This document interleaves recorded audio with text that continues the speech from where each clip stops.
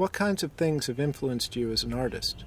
I think one of the greatest influences on me was growing up on the banks of the Hudson, which is such a beautiful place in the different light and different times of year. I think that was a main influence on me to want to be a landscape painter. Also, there were lots of paintings in the house where I grew up. And my parents loved painting very much, and also my mother painted some. So I, especially after we all grew up, she painted. So there were a lot of influences on me. What's your favorite time of day for painting? Actually, my favorite time of day is sunrise, but I don't always get up in time for that. So early morning and also late afternoon.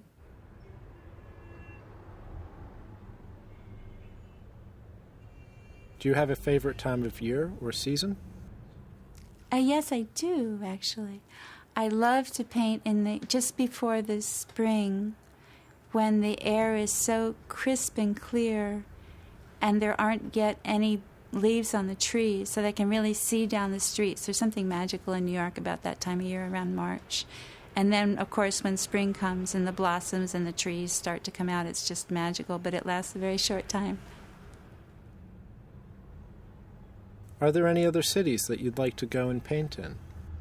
Oh, there are thousands of cities I'd love to go to paint in. The ancient cities, the older cities, Paris, Amsterdam, Florence, Venice, many places in Sicily, in Greece. I'd love to go to Turkey and paint on the Mediterranean, and any place where there's antiquity and where there's water or mountains. But it is hard to travel and paint. It's much better to go to one place and settle in and paint for a while in one place to get to really know the landscape. That's what I prefer to do.